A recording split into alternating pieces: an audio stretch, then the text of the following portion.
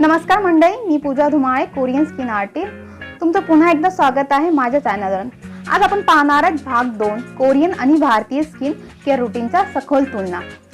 Okay, जर तुम्ही भाग पहिला नसेल पाहिला तर आधी तो जरूर पहा, कारण तिथे आपण बेसिक फरक समजून घेतलेला आहे. चला तर मग सुरू करूया थेट तुलना. Cleansing step. Korean skin care, Korean लोक डबल क्लिन्झिंग यूज करतात. ठीक आहे, आधी ते तेलात ऑइल बेस्ड क्लिन्झिंग यूज करतात, मग ते फेस वॉशने स्किनला डीपली क्लीन करतात. स्किन मधली जेवढी पण गंदगी आहे ती काढून टाकण्यासाठी आणि पोस्टला साफ ठेवण्यासाठी. भारतीय स्किन केअर मध्ये बघितलं तर बहुतांश वेळा आपण फक्त एक फेस वॉश वापरतो आणि तो पण अनेकदा योग्य निवडलेला नसतो. घरगुती उपाय जसे की बेसन, हळद याचा वापर केला जातो. टोनर.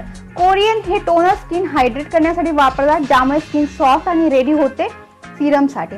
भारतीय जास्त तर गुलाब पाणी वापरलं जातं, पण नियमितपणा कमी असतो, टॅनिंग कडे दुर्लक्ष होतं. सिरम आणि इसेन्स. कोरियन हे विविध त्वचा प्रकारानुसार खास सिरम्स यूज करतात, जसं की विटॅमिन सी, हायलोनिक ऍसिड सारखे वापरतात.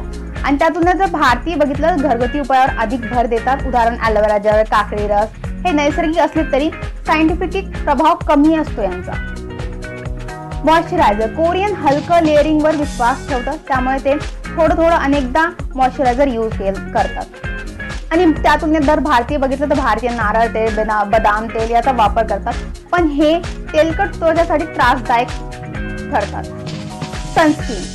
कोरियन सनस्क्रीन ही त्यांची स्किन केअरचे सगळ्यात महत्त्वाचं स्टेप आहे. ते दररोज यूज करतात. आणि त्या तुलनेत जर भारतीयांचं बघितलं तर भारतीय अनेकदा सनस्क्रीन विसरतात.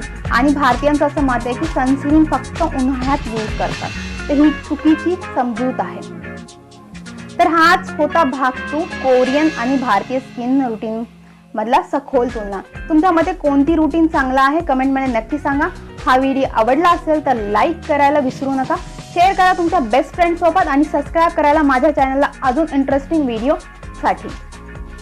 पुन्हा भेटूया पुढच्या एपिसोडमध्ये. तोपर्यंत नितळ निरोगी त्वचेसाठी प्रेमाने काळजी घ्या. थँक्यू.